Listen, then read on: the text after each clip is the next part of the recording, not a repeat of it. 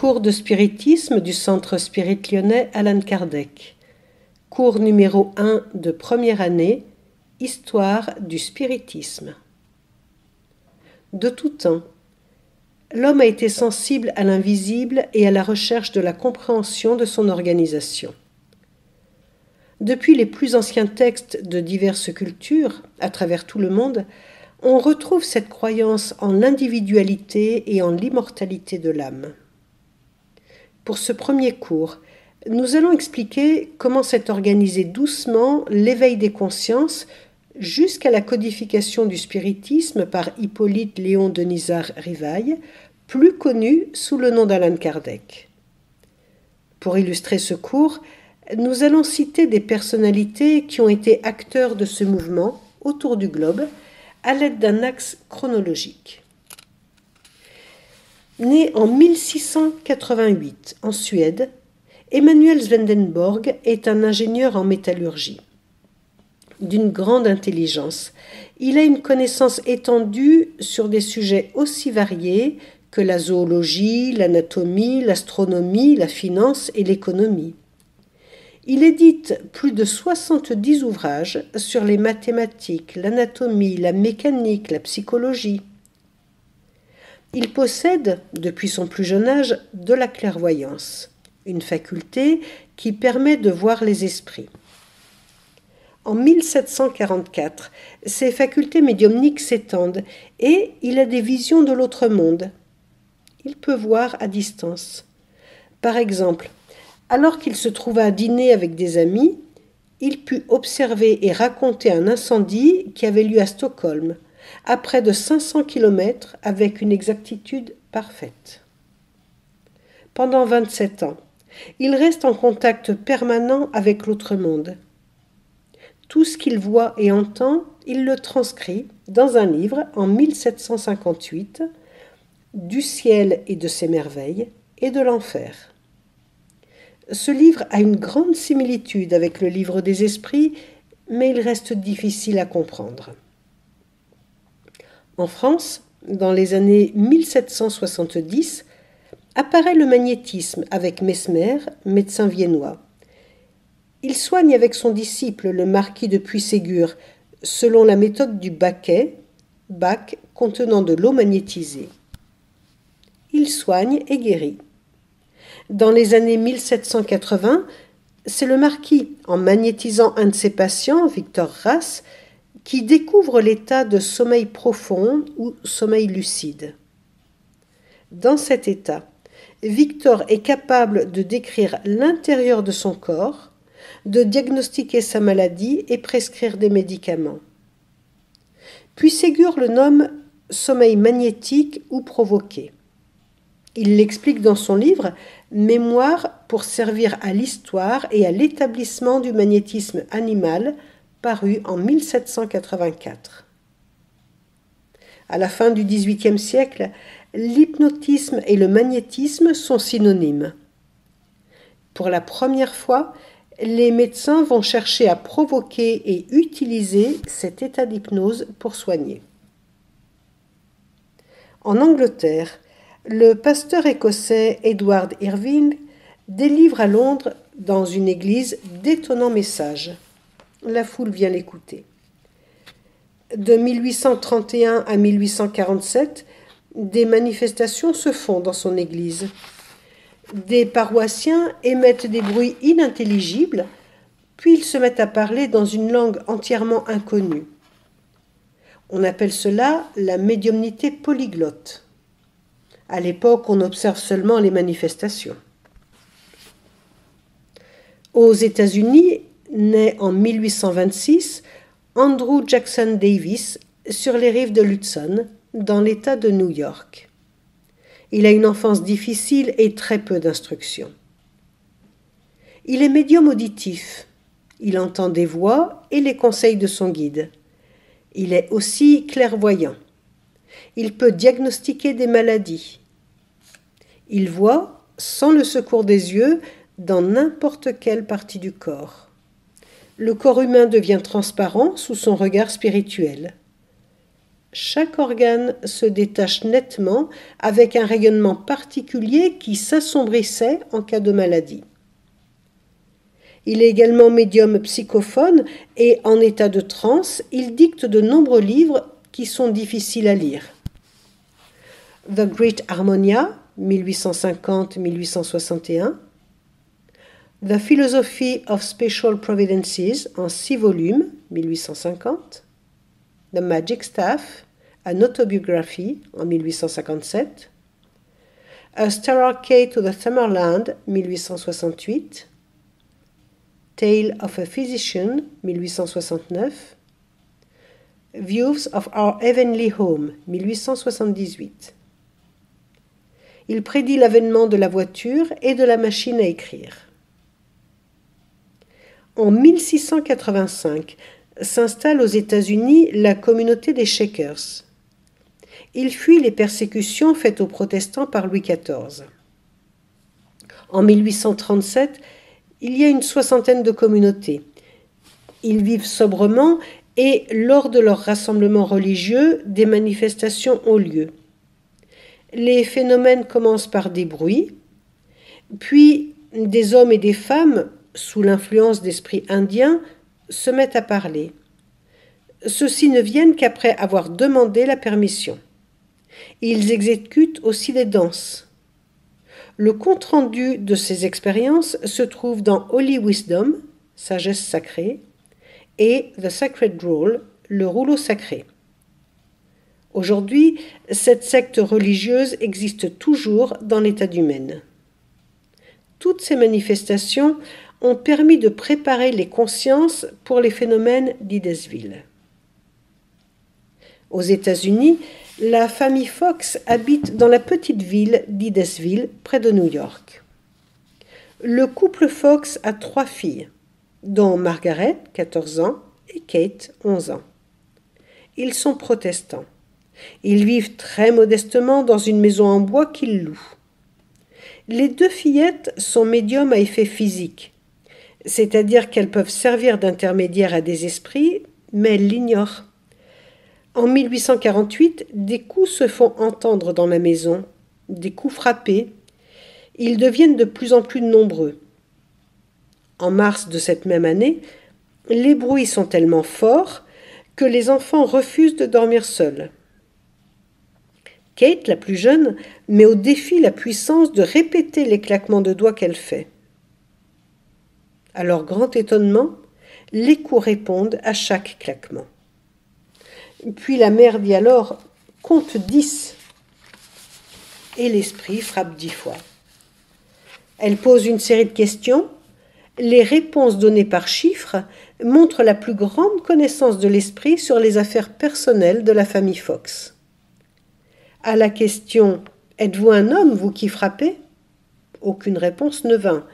Mais à celle-ci « Êtes-vous un esprit ?» il fut répondu par des coups nets et rapides. On appela une voisine, puis les voisins accoururent en foule. Les expériences se suivirent, nombreuses et précises. On sut ainsi que l'esprit était celui d'un homme qui se nommait Charles B. Rosma, qu'il était colporteur et âgé de 31 ans. Il avait été assassiné et il était enterré dans la cave.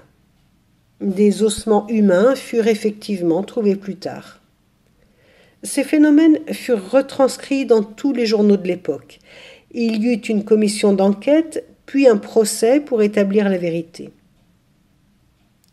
Pendant de nombreuses années, les sœurs Fox donnèrent des séances à New York. Cependant, en réalisant de trop nombreuses manifestations et en manquant d'instruction, elles s'exposèrent à des influences nocives. La médiumnité est liée aux qualités et aux dispositions morales de celui qui la possède. Il convient donc de chercher à s'améliorer sans cesse. Dans un contexte de pression médiatique, loin de la vie simple dans laquelle elles avaient été élevées, elles subirent l'influence morale d'individus cyniques. Kate se mit à boire, se disputa avec ses sœurs et, quand on lui a retiré la garde de ses enfants, Elle affirma avoir triché en 1889.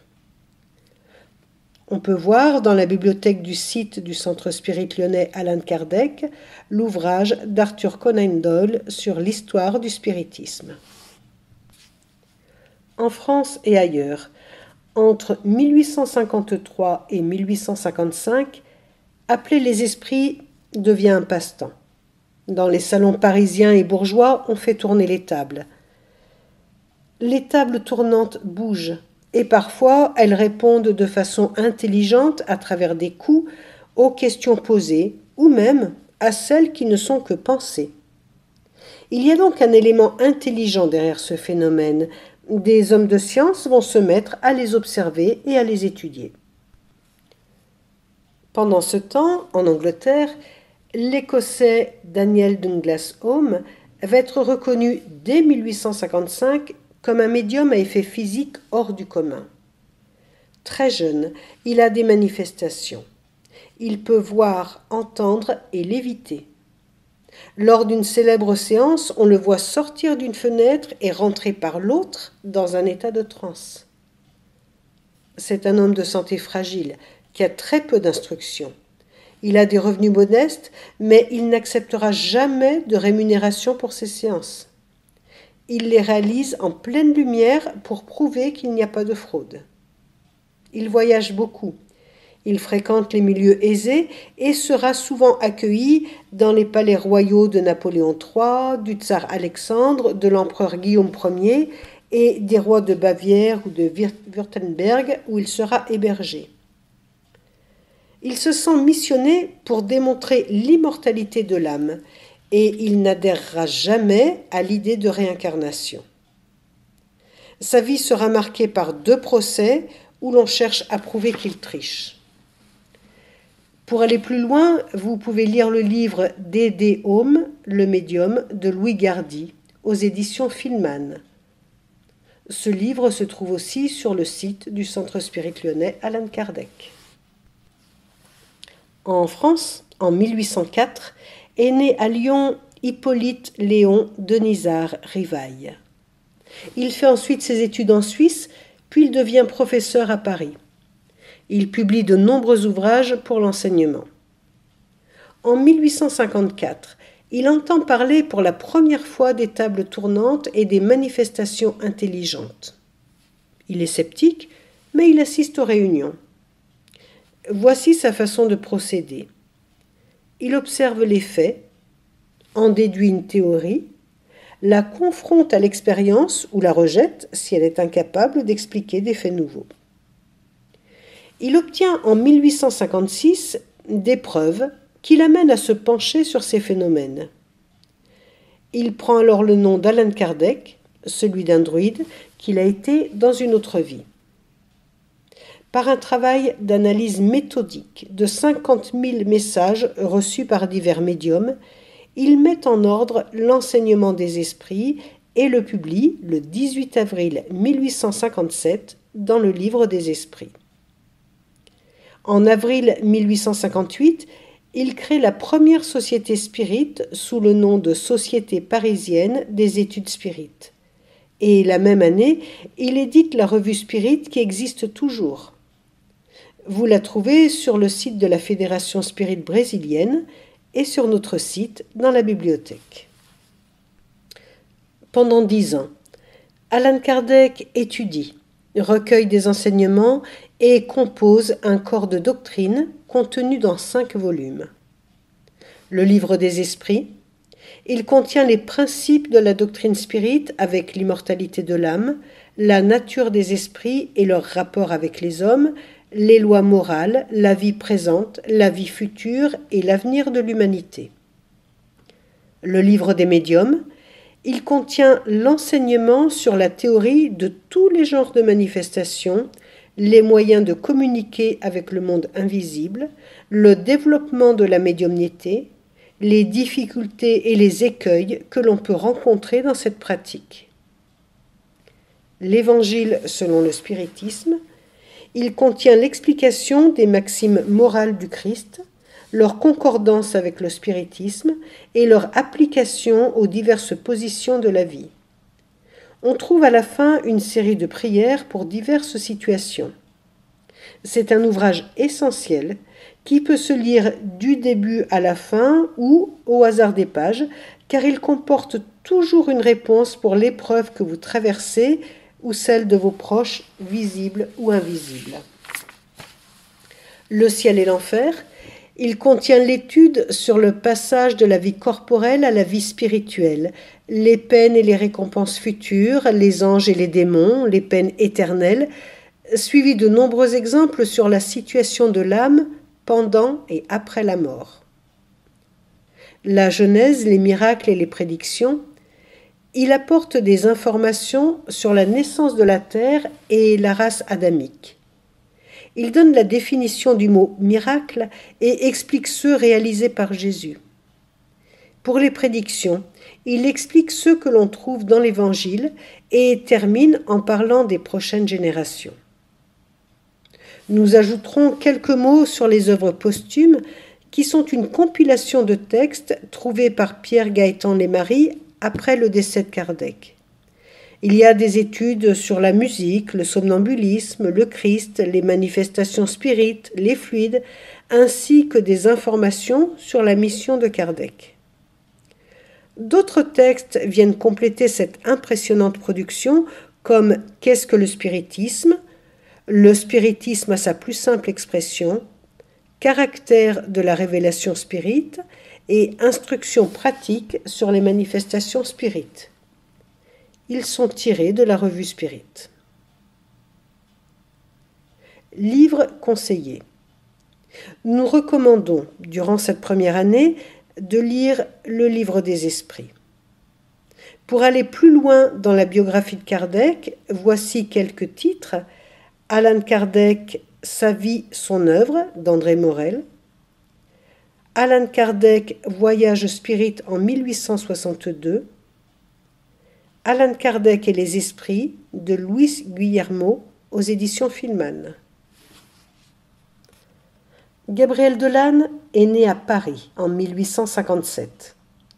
Son père, Alexandre, est un ami d'Allan Kardec. Il est spirit et médium, ainsi que sa mère, qui est clairvoyante.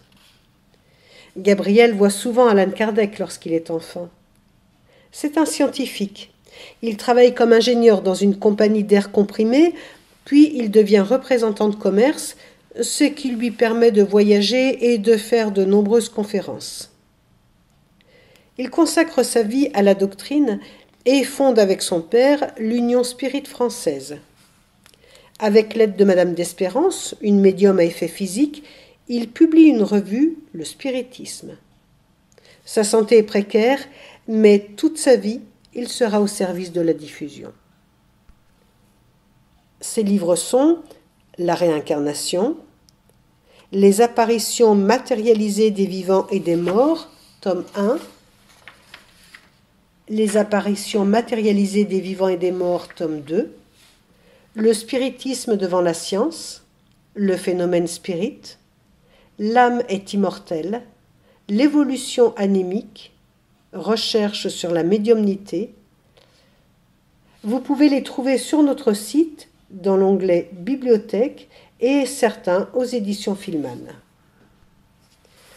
Léon Denis est né quelques années plus tôt, en 1846, à Fougues, dans le Grand Est.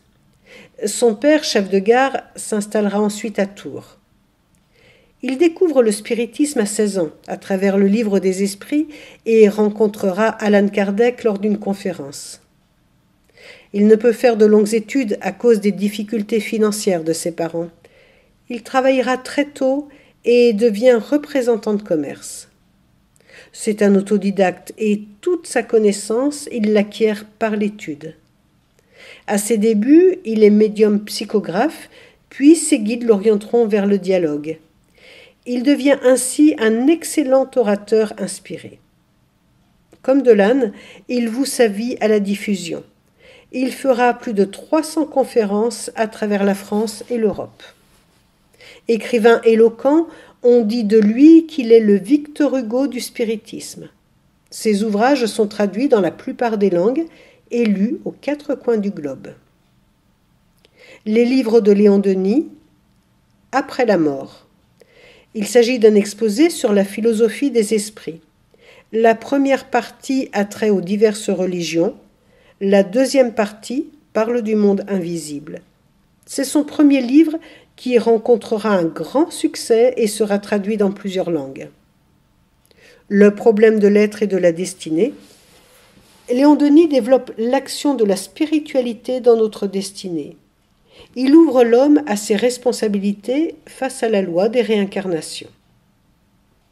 Dans l'invisible, Léon Denis parle de ses expériences spirites, des conditions nécessaires pour conduire un groupe spirit et des lois fondamentales de la communication spirit. Le génie celtique et le monde invisible. Léon Denis développe l'impact du celtisme sur nos sociétés. Il y adjoint des messages d'Allan Kardec qu'il a reçus dans son centre. La grande énigme. Il contient des propos sur Dieu, l'univers et la nature. Jeanne d'Arc, médium. Dans ce livre, Léon Denis montre l'importance de la médiumnité chez Jeanne de Domrémy. Il explique sa mission. Cet esprit venait sous la forme d'un esprit bleu à ses séances médiumniques. Christianisme et spiritisme. Léon Denis aborde les dogmes de l'Église et la relation que l'on peut faire avec le spiritisme. L'ouvrage comprend 4 parties. Les vicissitudes de l'Évangile, la doctrine secrète du christianisme, les relations avec les esprits des morts, la nouvelle révélation. Le monde invisible et la guerre. Léon Denis, profondément marqué par la Première Guerre, écrit un ensemble d'articles pour la revue Spirit qui sont compilés dans cet ouvrage. Il traite de l'action des esprits, de la justice et de l'action du spiritisme sur la manière de penser. En outre, il publie un certain nombre de fascicules, notamment Le pourquoi de la vie, qui sera diffusé pendant ses conférences. C'est une synthèse de la doctrine spirit et de la loi de réincarnation. On trouve d'autres textes comme Esprit et médium, L'au-delà et la survivance de l'être, synthèse doctrinale et pratique du spiritisme, puis un roman, Giovanna. Tous ces fascicules se trouvent sur notre site dans la bibliothèque. Le spiritisme et la métapsychie. Et pendant ce temps, la science officielle n'admet pas les vérités révélées par les esprits. Elle forme de nombreuses associations dans le but de démasquer les erreurs. Certains hommes de science sont convaincus de l'authenticité des phénomènes, comme Alexandre Aksakov, William Crookes, William Barrett, Oliver Lodge, Oshorovitz ou Charles Richet. Ils expérimentent et auront de nombreuses matérialisations avec des médiums à effet physique. Ce sont des manifestations d'esprit qui apparaissent à la vue de tous. On voit une main, un bras, ou, dans le cas de Katie King, la personne entière. Les comptes rendus apparaissent à partir de 1891 dans la revue Annales de sciences psychiques. En 1919, le docteur Gelet, le mécène Myers, fonde à Paris l'Institut métapsychique international et crée la revue Métapsychique internationale qui existe toujours. Il a pour base d'étudier les phénomènes médiumniques avec des termes différents de ceux contenus dans le livre des médiums, comme cryptesthésie, clairvoyance, télépathie, clairaudience, prémonition, xénoglossie, dédoublement, écriture automatique, télécinésie, rapt, lévitation, transport d'objets, écriture directe, ou ectoplasmie, matérialisation. Dès 1927, après le décès des grands pionniers, Delanne, Denis, Gustave Gelet, Camille Flammarion, Jean Meyer, le spiritisme peine à retrouver l'envergure d'avant. Il existe encore de nombreux centres en France qui aideront la veuve et l'orphelin et recevront des nouvelles de l'au-delà des disparus. Certaines fraudes chez des médiums mettent des doutes chez les scientifiques. Les conditions d'expérimentation deviennent draconiennes et elles changeront tellement que les phénomènes finiront par disparaître. Le médium à effet physique est souvent isolé et ne trouve pas la confiance nécessaire pour la production de phénomènes. Il existe encore des matérialisations, mais on n'en parle pas. L'expérimentation dans les centres reste fermée au public. Plus tard, en 1939-1945, la Seconde Guerre mondiale modifiera aussi le paysage spirit en Europe. Pour un grand nombre de centres, les dirigeants n'ont pas de successeurs. Les centres ferment et vendent leurs locaux. D'autres poursuivent leurs œuvres, comme dans le Nord ou à Lyon avec la salle Jeanne d'Arc. L'Union Spirit française poursuit son action de diffusion avec Léon Chevreuil, Henri Reynaud et présente à Paris un congrès spirit en septembre 1946. 2 ans plus tard, ce sera un congrès mondial qui a lieu à Lausanne. Et ailleurs, le spiritisme poursuit sa route. Il s'est implanté au Brésil depuis la parution du Livre des Esprits et il est défendu âprement par des hommes comme le docteur Bezerra, l'enseignant Euripide Barzanulfo et l'extraordinaire médium Francisco Cândido Xavier. Ce médium est né dans une famille pauvre, à Pedro Leopoldo au Brésil. Dès ses 5 ans, il voit et entend des esprits. À cette époque, il commence à travailler très jeune, puis il rentrera dans l'administration. Il partage alors sa vie entre son travail et le centre spirit. Ce médium extraordinaire, d'une grande simplicité, est toujours à l'écoute de son prochain. Il diffuse la doctrine spirit sans relâche. Il se désincarne en 2002, ayant psychographié plus de 490 livres et donné des milliers de lettres pour des désespérés. Nous vous conseillons de lire le livre Chico Xavier, L'homme et le médium de Michael Ponsardin, si vous désirez avoir plus de détails sur sa vie. Il se trouve aux éditions Filman. Ces livres psychographiés sont donnés à divers centres ou fédérations. Ils servent à financer l'aide sociale aux plus démunis au Brésil. Un certain nombre ont été traduits en français, notamment la série des André Louis et La vie dans le monde spirituel. Vous les trouverez aussi aux éditions Filman. Ils parlent de la vie dans l'au-delà et donnent des explications détaillées sur l'incarnation, sur les épreuves, l'obsession, les maladies, la loi de cause à effet. Par la présence des fluides dont dispose Chico Xavier et du climat de spiritualité qui s'établit au Brésil, notamment dans la région du Minas Gerais, beaucoup de centres s'ouvrent et de nombreux médiums y travaillent. Une œuvre sociale se met en place pour les plus démunis ainsi qu'une instruction. Un autre médium brésilien travaille pour le rayonnement du spiritisme dans l'État voisin Bahia. Il s'agit de Divaldo Pereira Franco. Il est le dernier d'une famille nombreuse, catholique. Sa médiumnité se met en place assez jeune. Comme Chico, il travaille dans une administration, puis passe le reste de son temps à diffuser la doctrine spirit. Il devient un conférencier infatigable, tout d'abord au Brésil, puis à travers le monde. Quand il sera à la retraite, il voyagera 230 jours par an. Il ira partout où il est invité. On peut découvrir une partie de sa vie dans l'ouvrage Le semeur d'étoiles de Sueli Caldas Schubert aux éditions Filman. En 1952, il ouvre la Maison du Chemin, son premier foyer pour enfants orphelins, sous l'inspiration de son guide, Johanna de Angelis. Depuis, cette institution a une école, des centres de formation, une clinique, des soins dentaires et fournit chaque jour de l'alimentation pour les plus défavorisés. En 2000, lors de la réunion mondiale des leaders religieux et spirituels pour la paix, il est le représentant officiel du Brésil auprès des Nations Unies. À ce jour, il a psychographié plus de 200 livres. Voici la liste de ses livres traduits en français.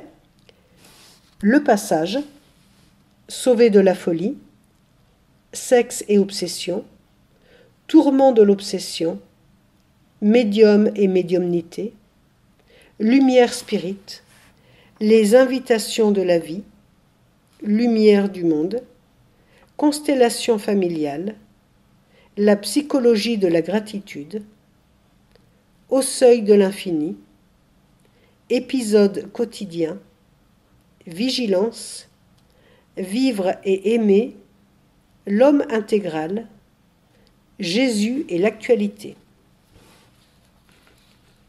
Aujourd'hui, le spiritisme est particulièrement développé au Brésil grâce à l'impact des deux médiums que nous venons de citer. Le nom d'Allan Kardec est connu par un grand nombre de Brésiliens. Il y a même des rues à son nom. Dans les centres, on trouve parfois 4 générations d'une même famille qui se suivent et font perdurer la connaissance de la doctrine spirite. Dans le monde, le spiritisme se restructure grâce au travail, à la diffusion des Brésiliens et de sa fédération, la FEB. Il existe des fédérations en Allemagne, États-Unis, Canada, Angleterre, Angola, Argentine, Australie, Autriche, Belgique, Bolivie, Brésil, Chili, Colombie, Cuba, Danemark, Équateur, Espagne, France, Guatemala, Honduras, Italie, Japon, Mexique, Norvège, Nouvelle-Zélande, Panama, Paraguay, Pays-Bas, Pérou, Pologne, Portugal, Salvador, Suède, Suisse, Uruguay, Venezuela. En France, après l'apparition de la parapsychologie dans les années 50 avec Robert Amadou, puis des courants New Age dans les années 60, le spiritisme ne semble intéresser personne. Il existe encore quelques groupes familiaux dans le nord de la France ou à Nice, comme le groupe Fiat Lux, qui possède même un théâtre pour faire ses conférences. Dans les années 70, si on s'occupe de spiritisme dans les centres, on utilise beaucoup de photos pour avoir des nouvelles de proches décédés et de tablettes Ouija. Dans les années 80, la revue Spirit semble renaître avec des textes plus philosophiques et plus proches de l'enseignement des esprits. Elle sera définitivement la propriété de la FEB à partir de 2000. À l'heure actuelle, il doit y avoir une 40aine de centres Spirit en France. Très peu possèdent des locaux pour exister. Il faut souvent louer une salle. Certains adhèrent au Conseil Spirit français. Notre centre est une association Loi 1901, installée à Bron depuis février 1992. Nous sommes tous bénévoles. Notre but est de diffuser la doctrine spirit selon les principes révélés par les esprits. L'aide est gratuite et nous organisons de l'aide spirituelle tous les mercredis à partir de 17h30. Nous proposons des cours d'initiation médiumnique sur 4 ans. La première année et la deuxième année se déroulent sur une séance d'un lundi par mois. Nous éditons chaque trimestre un bulletin qui s'appelle Le Spiritisme et que vous pouvez avoir puisque vous êtes adhérent. Nous diffusons également sur Internet par notre site. https://www.cslak.fr. Il existe aussi une page sur Facebook et sur YouTube. Le saviez-vous ?